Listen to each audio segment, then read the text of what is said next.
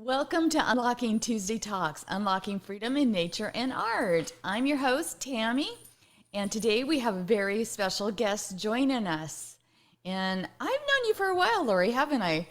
Yeah, But it's been a probably while since the pandemic. yeah, so that's been quite a while. And I love your post. You're always sharing positive messages, so thank you.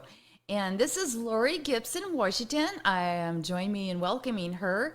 And she is known as the Calming Communications Coach and has spent more than 20 years helping leaders and teams improve communication, navigate conflict, and strengthen relationships.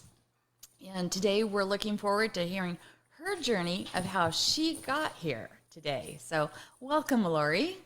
Thank you. Thank you for having me. I appreciate it. Not a problem. I was excited when I saw, oh, yay, she signed up. Because I've been after you for a few years to do this. You have? I don't remember. But you were always busy. And I understand that because you do so much. So Yeah. we all get so busy. So totally forgive that. So, anyway, let's go back and let people know where you're coming from. First of all, When you say where I'm coming from in like terms of, where do you live right now so they know where you're coming okay, from live?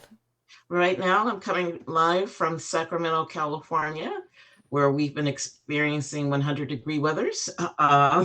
And I think it's going to be cooler today in the 90s. In the 90s.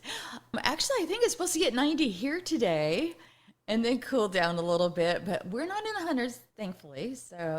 And it's been really, really nice. So, thank you. And we were able to actually go boating the other day. So, that was Wow, wonderful. that is very cool. Yeah, And Sacramento is a very pretty area in Northern California there. So, it is. more northern, kind of middle northern, right? I love inviting people here because when we moved here, people were like, "Why are you going to that cow town?" And for me, not that there's anything wrong with a cow town, but they thought because I had grown up in Los Angeles, why would someone who's been in urban areas move to something that's quote unquote rural? And where there are some rural places, and usually they have wineries, and I love that. Um, I've been taking people around to Midtown and Curtis Park and Oak Park, and those are communities.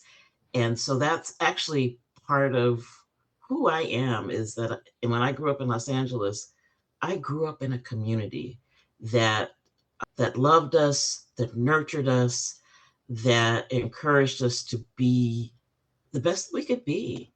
And I see that in these communities here in Sacramento, and I just love it.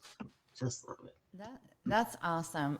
I mean, it's been like probably at least 20 years, 30 years since I was in Sacramento, but I've Mhm. been through there a couple times and I just remember it being really, really relaxing.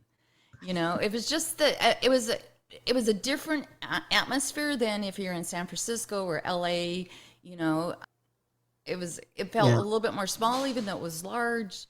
I don't know, there was just something about it. I really liked it. So, Well, it's interesting. I grew up in LA during the 60s, and so I used to call it a spread out, sleepy southern town.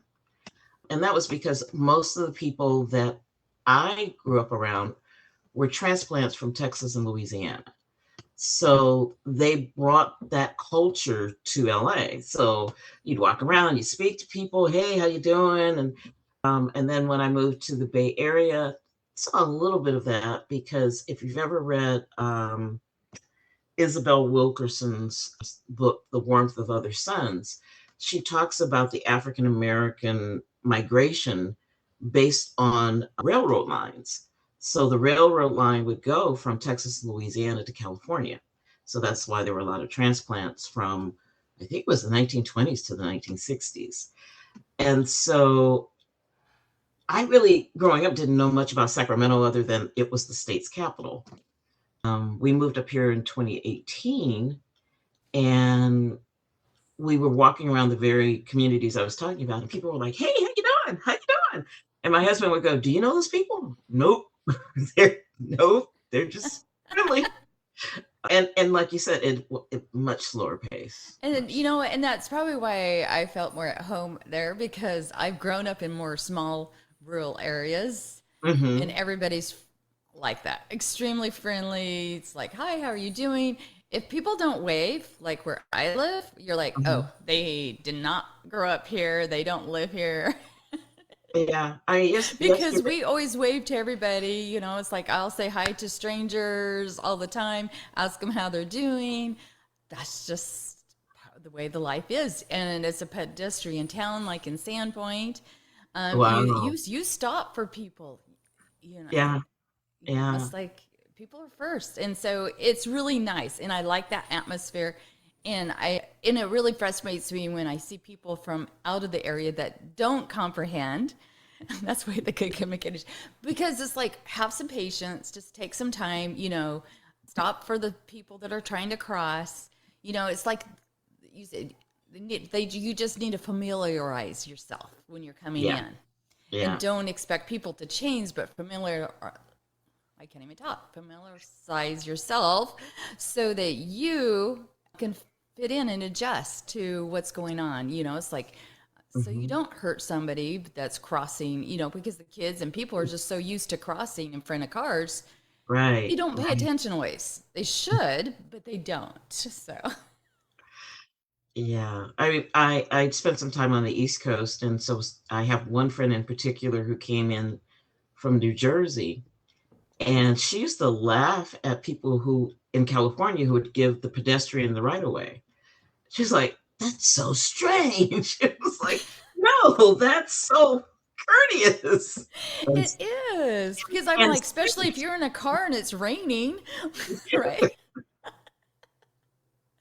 All right. So let's take you back to growing up in LA, correct? Yeah. So I Yeah. want to hear about your childhood, what it was like, Oh wow. family was like, all of that. So I say that I'm an only child with 20 siblings. with 20 siblings, I was my parents' ninth anniversary gift. My birthday is May 4th, and their anniversary is May 7th.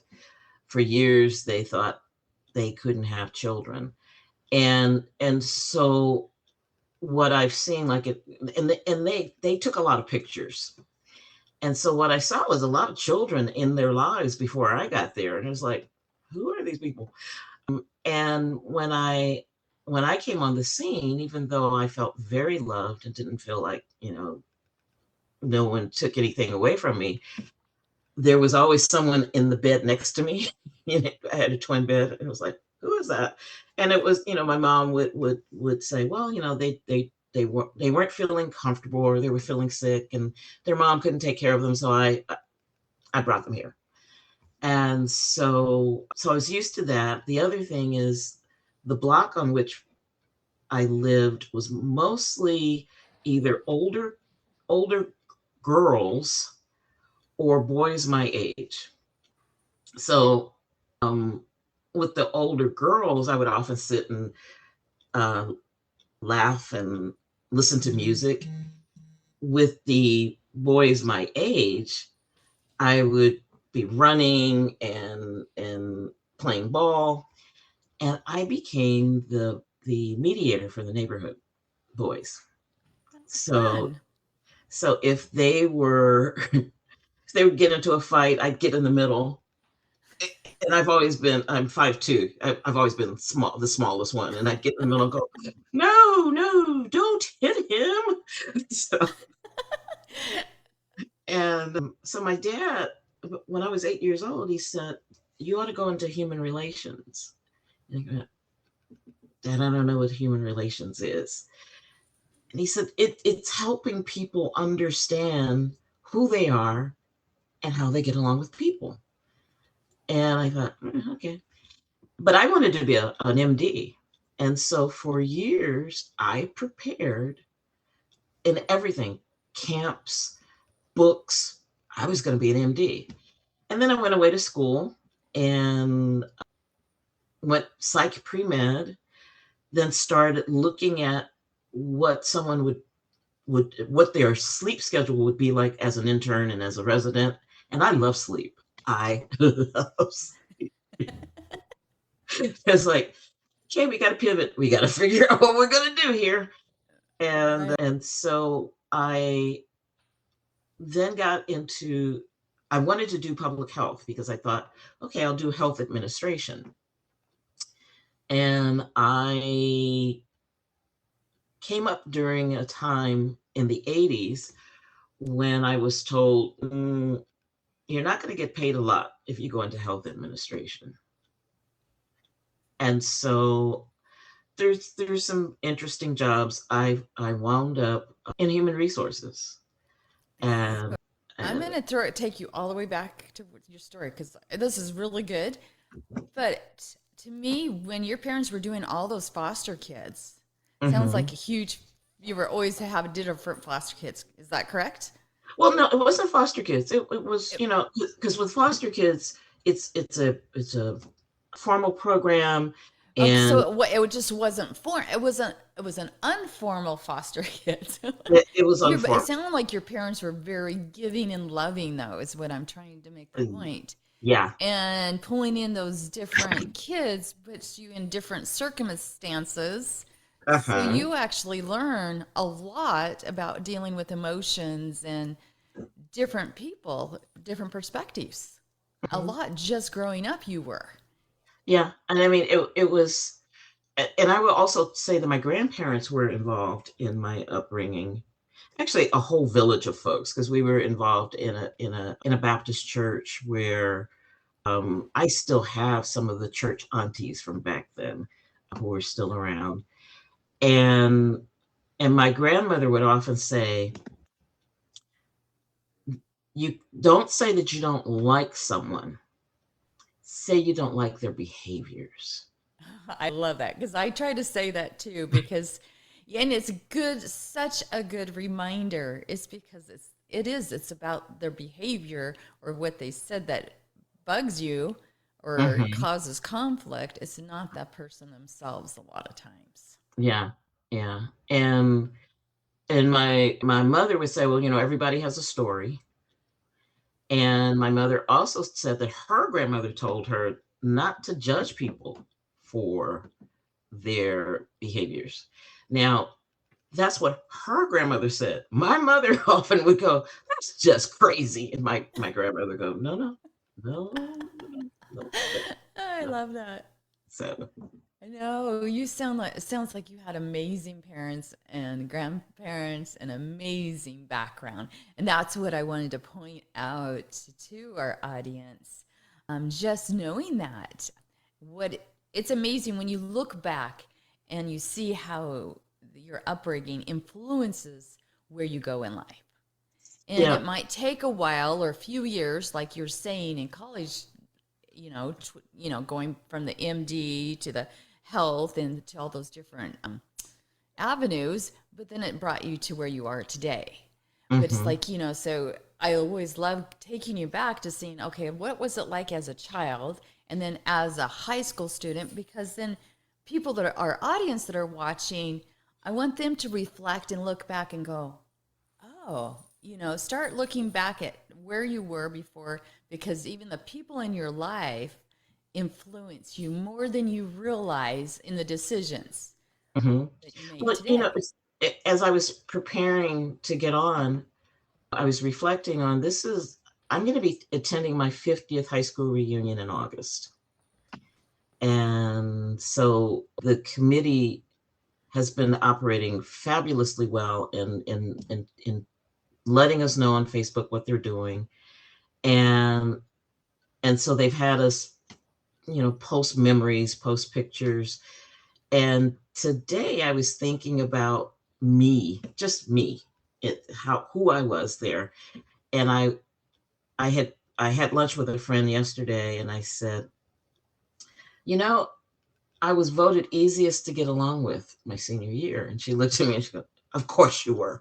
But, um, and even though I was a science and English nerd, excuse me, science, English, and history nerd, Okay. I loved hanging out with, you know, the cheerleaders, the football players, the folks who were in shop, the folks who were doing home ec at the time, home economics. It, I just thought people were fascinating, and I just love talking to folks. And But it's that tells interesting. right there a lot of why you're where you're at, Yeah. and how you actually help. Just like when you're talking about being the neighborhood negotiator, mediator with kids, because we do need those people in our lives that can actually say, okay, to stop, because there's always sides to story, or I say three sides. There's their side and my side, and there's God's side view. Well, actually, I say there are multiple sides because there's also the observer side. Because I Right. have you ever asked, the thing is about an accident. If you ask all the witnesses, what color was the car? Oh, I thought it was white. Oh, I thought it was green. I thought it was black. No, actually, the car was red. So, It is. It's funny because it's like a long time ago, I had worked with the police department for safety for children, right? Just a mhm. volunteer position, was called the Block Home Program. And they would have us come in and do extra classes or extra little things kind of like that, going over colors or what people view or see. And when you see that, it's like, my God, how can we have so many different stories? But it's even like I've gone, going to church, you listen to the message, and I might get one thing, and then you talk to a different person, and they got totally different, something totally different. And you're like, where in the world? He didn't even mention that. But it's totally, it's amazing how people get all these different perspectives. Yeah, exactly, exactly. And that's the foundation of the work that I do. Is it's okay to have the different perspectives, but you also have to respect the other person's perspective. And it makes it even better when you lean in and say, tell me more. Yeah, and I was just saying, I know I have to ask more questions. Because when I ask more questions, you actually learn more. And one of the greatest classes I took, and we'll go back to your college days here in a second, was our church had it. It was on listening. Mm, okay. He taught it was like 3 hours long, probably. But it was an amazing class on listening skills, Wow. asking questions and stuff. And it was like, okay, that's something I need to practice all the time. Well, I'm going to go back beyond before high school. My father used to say, God created you with two ears and one mouth. Therefore, you need to listen more than you need to speak. Amen to that, right? And so there were times where I kind of look at him like, yeah, okay. And it's amazing how the things that my father used to say that I he's talking about, that I go, yeah, he was right. Yeah, he was right. Yeah. Well, a lot of times we don't see it when we're younger, right? Or you Right. don't understand it until you go through it yourself. Mm-hmm. Or something triggers it, and then that memory comes back of your, like you said, of your dad saying that or your grandmother saying that, and you're like, oh, okay, now I get it. And it's funny how it's like listening to people going through that same process, and they don't get you, right? Yeah. And you're just Right. like, and you're Right. thinking, you're like, one day you will understand. Well, and I also tell parents, when they're frustrated and they're telling their kids, telling their teens, telling their young adults certain things and saying they're not getting it. And it's like, they're not getting it now. But believe me, in a few years, you may not be here to hear it, but in a few years, they're going to remember, oh, yeah, my mom said that. Yeah, my dad said that. And they'll make some changes. Right. So now, when you were in college and you were going back and forth between these degrees and all these classes, how many years had you already done like 4 years of college or? I got my bachelor's degree in economics.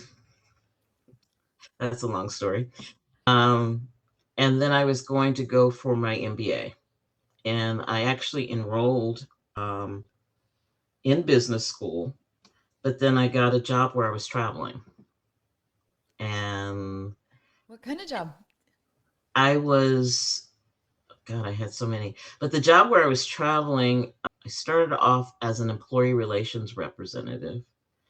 And then, because when I was doing employee relations and I was talking to people about their conflict issues, I was realizing it was more group dynamic issues than it really was individual. And so in one of the organizations, I got a mentor. Shout out to Ernie Bellamidi. He's in his 80s. He now lives in the Philippines. But Ernie actually helped me to convert the things I was doing individually to group settings.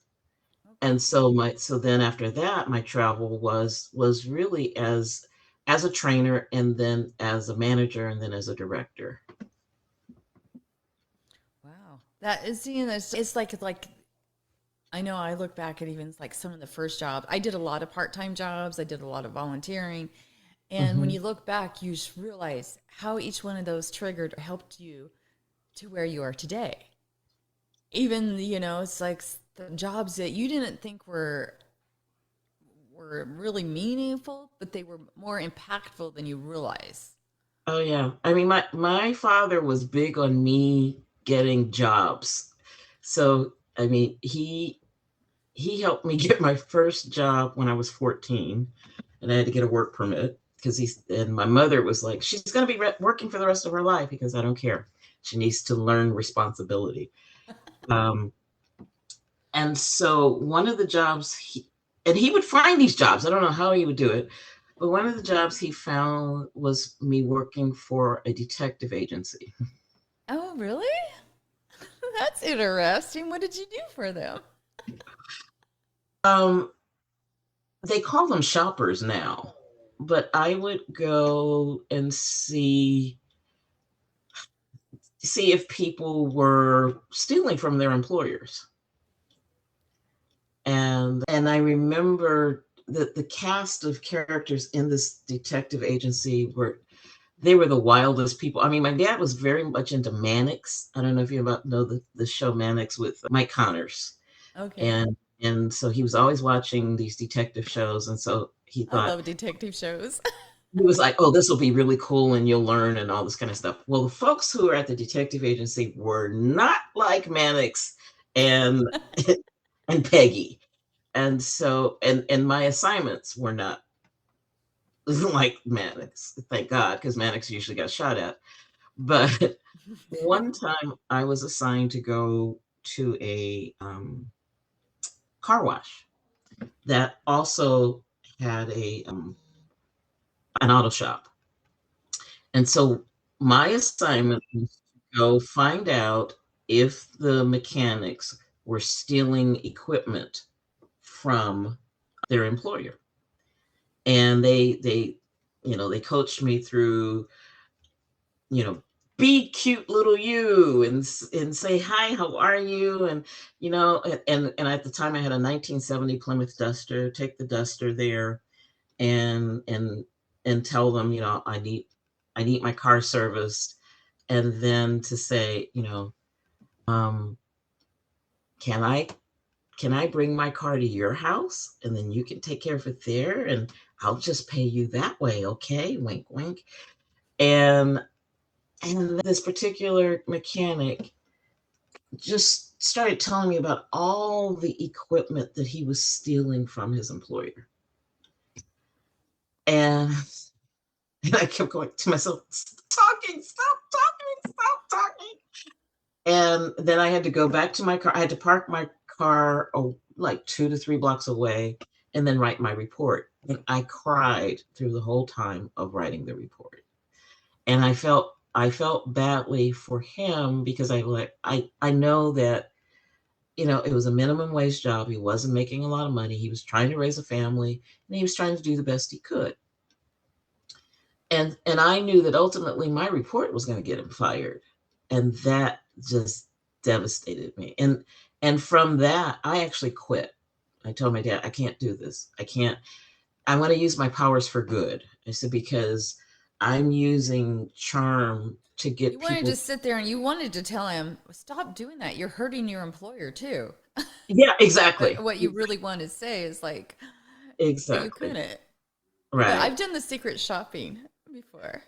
Have you? Was so what was that experience like for you? It was actually kind of fun because I just had to go. I like one was like at Silverwood up here, right? And so I had to go to the theme park, and you just did a report on what the employees were like, what the atmosphere was like, if there was any problems, what how it was decorated, not decorated, all of that. And so, and at that time, it wasn't good. It was like, okay, come on, you need to up it. So I was like, okay. So that it was actually kind of fun because I was like, okay, you need to do this and you need to do Right. this and your staff needs to be friendlier. They need to smile. So it was actually good criticism, but at the same time, I'm one of those I wanted to throw out this was good. This was good Right. Right. as well, because I don't want somebody to think I always start with all the good usually. And then it's like, okay, this is what you need to fix, and this is how you could fix it to make Mm-hmm. it, and here's an example. And I remember I would take quite a while, so I really wasn't making much because I spent more time trying to help them in ways to improve. Because I mean, in really, these places aren't perfect, but it's like, okay, water the lawn. Dead grass is not it's like if you want, and now it's a huge theme park up here, and it's Wow. very well taken care of, and they've added water parks and everything. I mean, that was like, gosh, at least 25 years ago that I did that. It's been a while, or 30, or you go to a restaurant and you just see how the service was. But what's interesting is I've done that even with art galleries. Because one of my mentors said one of the sure ways to find out if you're going to want to sell art or even like sing in it is go there as a spectator. Don't go there as Mhm. the artist, go there as the client or a customer. See how they welcome you to the store. If they ask if they can help you, even if you try to purchase or tell them what you're interested, just to see what it's like. And what you find is I don't know how many stores or galleries I've gone into, and not one person has offered to help me. And it's It's like, and you go in pretending like, I mean, like you're going to buy something really nice. And if they won't even say hi or acknowledge you, then that's not your store.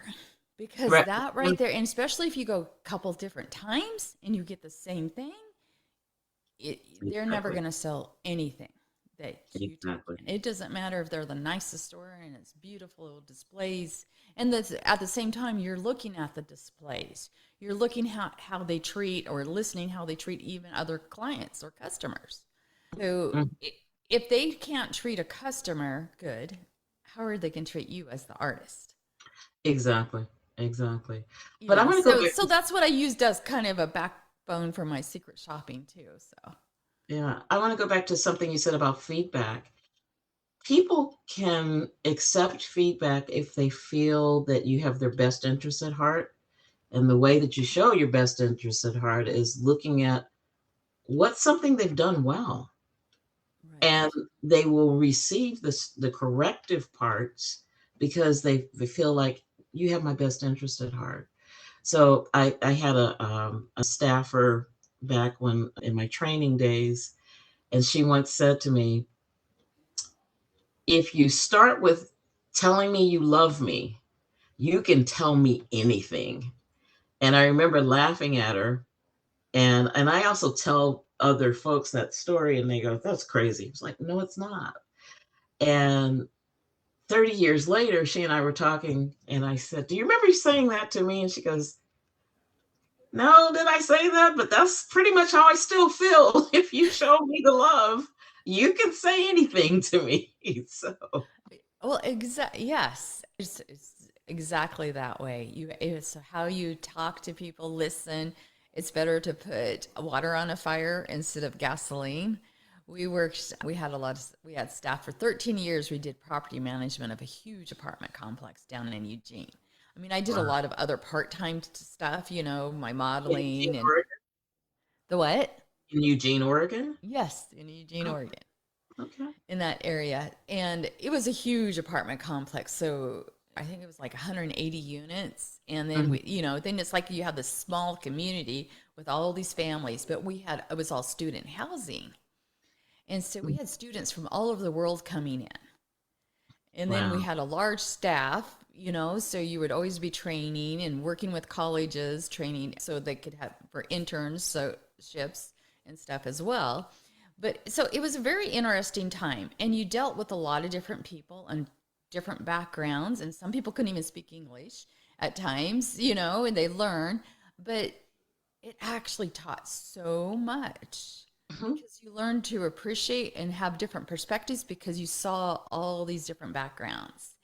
And and there was people, I mean, we did evictions, because I don't tolerate too much. I always give warnings, Mhm. and okay, this is how we can help you or try to help people. But if they wouldn't respect their neighbors Yeah. or Yeah. respect us, they weren't respecting themselves, then they were gone because I wanted the students there. And it was known as one of the better places to live Wow. Wow.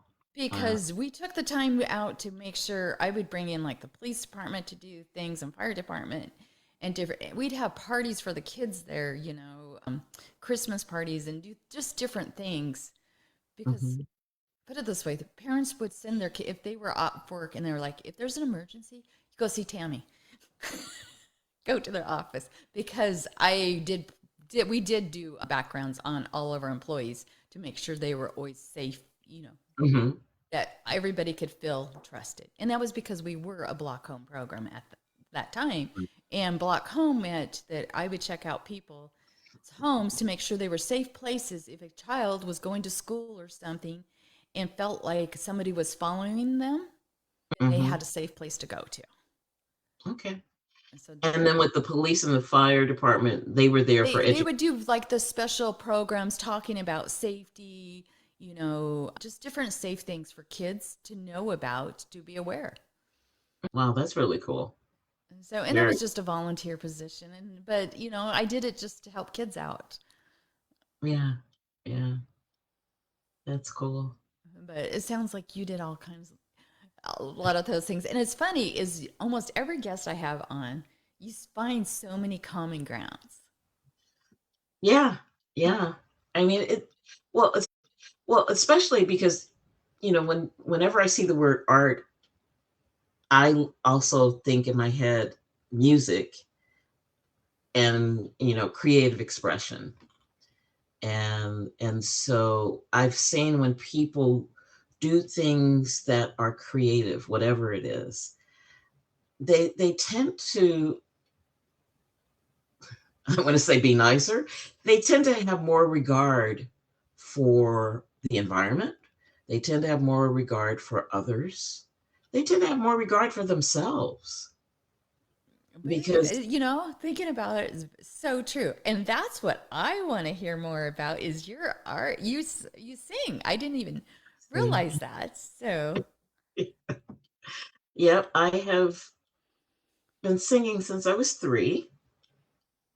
And when I was 6, my mother had me singing at one of her women's clubs.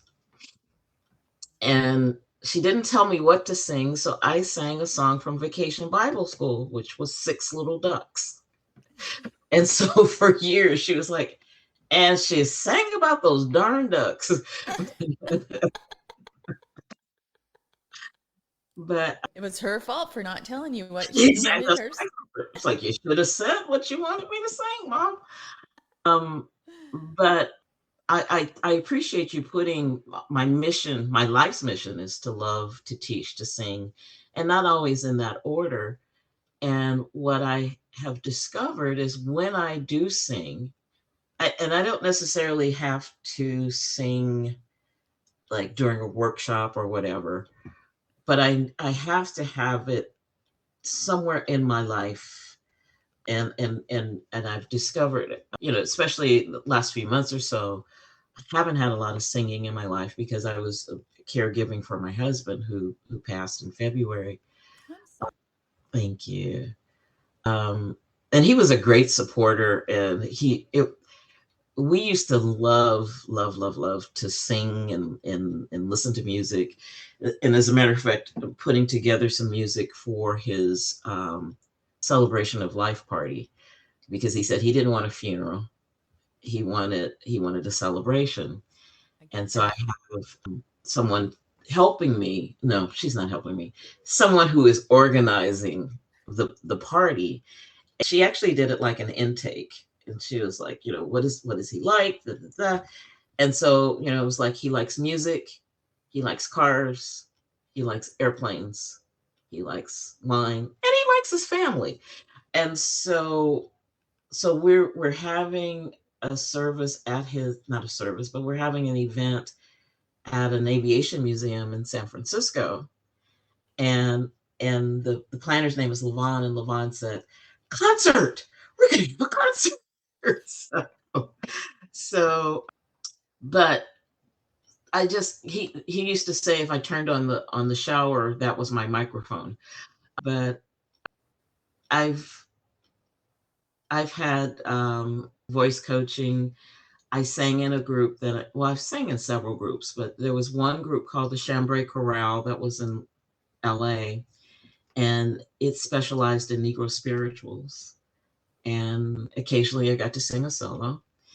And then when we moved to the Bay Area, I joined the Oakland Interfaith Gospel Choir, and a phenomenal group.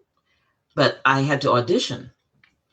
And the year that I auditioned, apparently there were 100 people who auditioned, and I heard two things. One is that I was the number two pick, and the other is I discovered I had a 4.5 octave range, which I knew it Wow. was all over the place, but I didn't know. And so now that I'm older, I'm trying to recapture the higher notes in the range. But from my voice, my speaking voice, you can tell that I can get into the lower range. And and actually I've learned that's part of the reason that my upper range isn't supported, is because I am spending so much time in my lower range in my speaking voice. But the other thing I also found out was in business and corporate, in the corporate world, people would listen to you when your voice sounded like this versus if it sounded like this. So, so Voice now, is huge. I know Patty Kennedy was talking about that. She does like voice coaching. And mhm, yeah, and she was talking about how people won't listen if it's too high or too low. It yeah, has to be like that smooth. There's a difference for it. And you don't realize it. It's like I used to look for singers, like mhm. for Star Search and American Idol and stuff. I did that for a couple Really? years. It was fun. And that was what I was in LA last time for. Wow, wow. But it's amazing how, and the congratulations on being second choice. I'm sorry you weren't first, It's okay. but in And I 15 like number seconds, one. right? It's amazing in 15 seconds how they can tell whether somebody has a good voice or not. 15 Really? seconds is all they took. And the number one thing all of the producers and stuff has mentioned was if you want to be a singer, take soprano lessons. To mention that to the different people that I was, kind of coaching or looking at, because it helped with voice control and breathing. And I'm not a singer, so I'm just passing on the information I saw. But I Wow. love that you're talking about this because I think it was last Monday, I was hiking with friends and Mhm, somebody I didn't even know, or her daughter and the grandkids. And the little boy asked me, because I was talking to his grandmother was telling what I do for the podcast and mhm. arts. And he's like, thinking, draw. I'm like, well, the arts covers music. And he's like, what are you talking about? art's not music. And I'm like, yes, it is. It's, but it's amazing how many people don't remember that the arts is acting and dance and singing. There's so much to the arts. And the arts to me is so valuable and it should be taught in all schools. It's one I of those agree. programs that should never be taken out because the arts is so creative and it helps people find themselves, I believe. It really does. And it's interesting. In the 80s, I was working in the computer industry versus what the dot com and tech technology and all this kind of stuff. So during the computer industry time, most of our developers were also musicians. Most of them had guitars, and the organization where I was working, they were saying that there were times when they were writing code and they couldn't figure out what to do, so they start strumming, and then it was like, oh, okay, this is how I do this. And I actually thrived in organizations where we appreciated music, and when we appreciated singers, and we would have talent shows and things like that. Um, I also was working for an organization where we would say a word and somebody would go, that reminds me of a song. And as a team, we would start singing. And it was, The musical team, right? yeah. And then sometimes music helps when there's conflict or stress.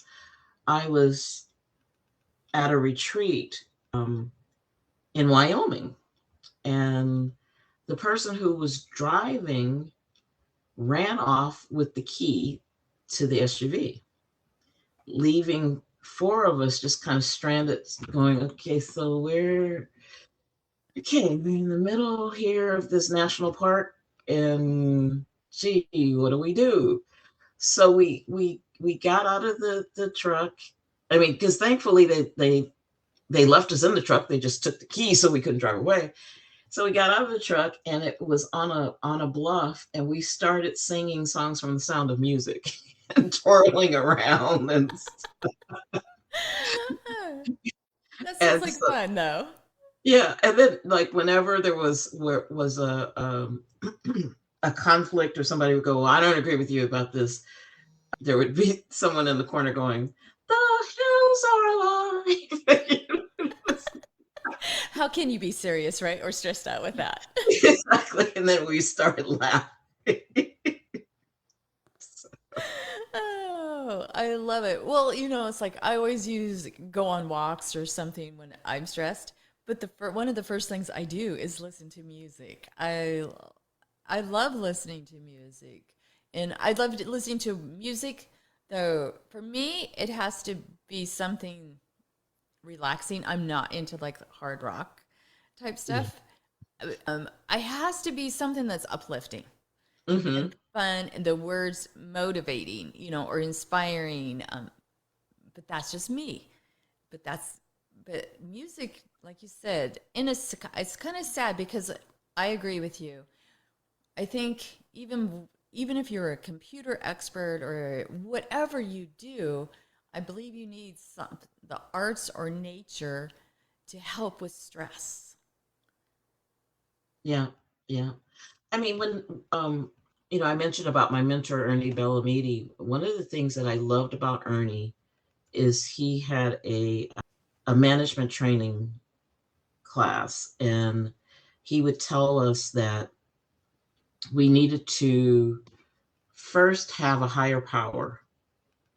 And he said he didn't really care what the higher power was called. It could be called God, it could be called Jesus, it could be called Buddha, it could be called Ralph the dog.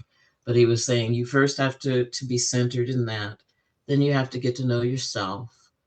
And then you need to know what your supervisor wanted from you.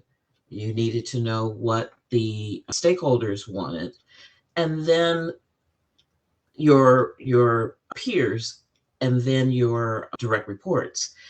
And he put direct reports at the bottom because he says leave, so it allows them to get their work done. But the whole point about getting to know yourself during this training was talk about something that's a creative outlet for you. And it was a 5-day workshop, and it was amazing how there were, when we walked into the room, there were folks who just kind of naturally navigated or migrated to each other. And then there were others that it was like, no, I'm going to stay away from that person. And, at lunch, you'd wind up hearing folks going, can you believe that person? Oh my God. Well, when he got to the creativity part, and it was kind of similar to what we're doing now, it was, they had to come, and it was sort of a show and tell, talk about who you are, talk about how you came to this and what it means to you. And by the end, all of us were embracing, especially this one particular person where it was like, oh my God, oh my God, oh, oh my, he's one of us. Oh my God, he feels, oh my God, he's married. Oh my God, he has children. Oh my God, this was a defense mechanism because he was afraid he was going to be hurt in the workplace. Um, so So I'm going to say real quick, because that is very true. A lot of times you don't realize who somebody is. Just because they don't speak doesn't mean that they're a snob. They just might be shy, or they might be just taking their time to listen to see what you really are about. I want to say hi to Ika and Trish, and I know there was and Starly. Thank you so much for being here and watching. And I know there's others, but those are the names that are coming up. And Starly says, love your message, Lori. And so funny about the TV, not always like real life story. Amazing interview. So, and Trish says, I'll finish watching later. She's a flight attendant, so we understand. oh my God, hats off to flight attendants because they, the skies are not always friendly. she might be calling you. No, I'm just kidding. She is so sweet, sweet.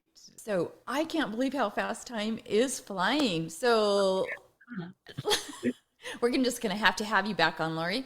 So I want to hear what you do, how you can help others. So if anybody ever wants to reach out to you, they'll be able to. Okay. Well, as you mentioned, I'm the calming communications coach. One of my clients gave me that name, saying that I talked her off the ledge. And actually that's what a lot of people tell me, is that I talk them off the proverbial ledge. And so right now I am working with nonprofit organizations, helping with conflict resolution, helping with actually communications. And I have a program called DIFCOM, which is short for Differences in Communications. And the foundation of this is what I call the HEAR model, which stands for Harmony, Excellence, Action, and Reason. And generationally, when I ask when they hear the word hear, and when I say, do you hear what I hear? Does that bring up any memories or whatever? And so It millennials. does. I think of the song. So you're not a millennial or a Gen Zer. I was like, do you? Yes, exactly. I could see where I would, if I was in your class, I'd probably start singing. So, and that actually happened one time I was doing it, and the president of the organization burst out and, do you hear what I hear? And people were like, what is she saying? But I love it. But again, it's around harmony, excellence, and action and reason. And what it really looks at is we all talk through using our communications values. So those of us who are harmony oriented want to make sure people get along. People who are excellence oriented want to make sure things get done right. People who are action oriented want to make sure things get done. And people who are reason oriented want to see things get done step by step by step by step. We need all four of those in life, in projects in whatever we do. However, most of us have a preference for one of the four or two of the four, rarely all four. And so, with that, the workshops, the coaching that I do is to help people see their blind spots and how to maintain their strengths while working through their blind spots. So I'll tell you about mine. I am harmony and action oriented. And one of my big jokes is I want people to get along, but I want you to get along now. And that doesn't always work. So it means I have to slow it down and I have to look at what's the right thing to do with this particular group and what are the steps I need to take. Those don't naturally come to me. So I have to stop. I have to take a breath. I have to observe, and then I can proceed. Um, and I those are the things that I teach in my workshops and my coaching. I love that. So, is there any tip that you would give our audience? Anything that would help them that you would like to share? I would say what the thing that I just said, stop and keep that acronym in mind. So if they find that they're angry or triggered or whatever negative emotion, to stop. Don't say anything. So that's the S. The T, take a breath. And actually, I usually say breathe and smile. Because a lot of times, if after, because I used to tell my mother, breathe, and she goes, like, no, that's not a breath, mom. But if you breathe and you smile, it takes the edge off. And then if you observe, the observation is not just your own hurt or your own anger, but see what's going on out there. And then proceed with whatever you're going to say, whatever you're going to do, but do it calmly. And and I really believe that when you stop, you can be calm. I totally agree with that because we can't take words back. Even though there's times we've said things that we shouldn't, but I know if I'm afraid I'm going to say the wrong thing, I'll like you said, I'll stop, I'll walk away actually. Yeah. Or just stop saying, or, try to twist it, quite ask a question instead to make sure I'm understanding Right. Exactly. it Exactly. correctly. And I would say in walking away, And that's usually just so I can go replay the whole thing back in my right, mind. right. But I guess what I'm saying is in walking away, make sure, especially if it's a relationship at work or at home that you're always in, don't just walk away and ghost them, No, oh but yeah, yeah. to say, right now I'm really angry or I'm really hurt or whatever the emotion is, and I can't talk right now because I'm going to say something that you're going to regret. No, that I'm going to regret. And so let me be, versus just storming off or just ghosting. And it if the relationship is something that you value, walking away and not saying anything is not the way to do it. Right. Well, one of the things I've learned, I know we could talk for hours here, but one of the things that I have learned is relationships are so valuable, right? But it's amazing to me. I'm very careful no matter who I meet because I could be someplace else in this world and find out they know somebody I know. So you need to be very careful of what you say and don't say. And I loved what you shared earlier was a lot of times we hate the deed or what somebody said or what they're doing at that time. And Mm-hmm. it's because of, and a lot, sometimes it's just something they're going through and they might Right, take it out on us, right? right, And right. it can be hard. And that's where I think it's valuable to have, to go and listen to music or go on a walk in nature. Or if that doesn't work, contact somebody like you or Yeah. have a friend that you can throw things at just to get stuff out or write it down in a journal and just releasing it that way, I don't know. Is that what you would suggest?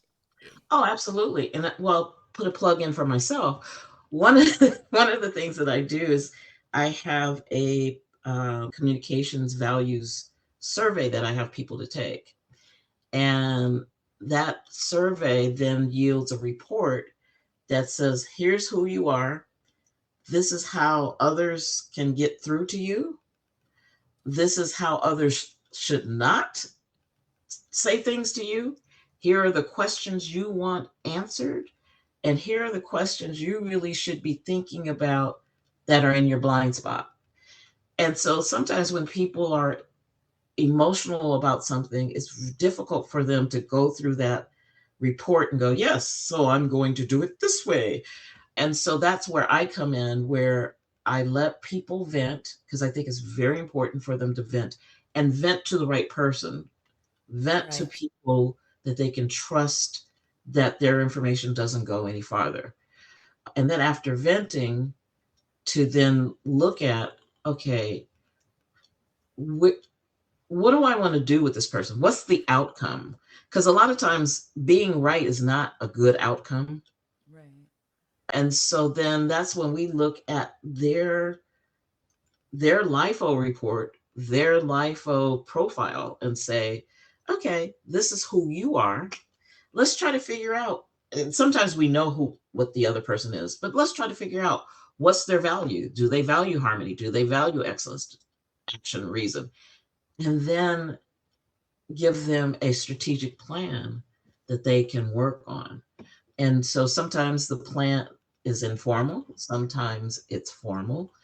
And then there are some organizations where actually they'll send me something in writing, and then I will convert it to here, so that it incorporates all four of those things, um, so that people can hear it. And I know that's redundant, but I mean, a lot of times we want to say things to people, and if you don't say it in a way that they hear it, you're just wasting air. Oh yeah. If they're not willing to hear it, you're Yeah, absolutely right. It's a waste of your time. And so I totally, totally get that. So yeah. it's very important. I have a tickle in my throat Oh all of a sudden. no, oh no.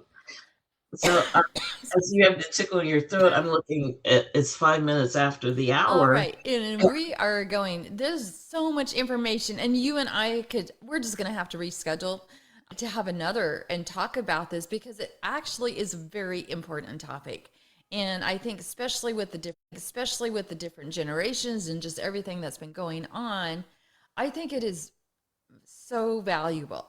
And there are so many golden nuggets that you shared here. So I hope everyone watches this, rewatch. I have the most amazing guest. I appreciate each and every one. I appreciate you being here, Lori. It, it's my honor. So thank you. And it's my honor for everyone that is watching. I appreciate you taking your time because I know how valuable time is. So thank you so much for watching.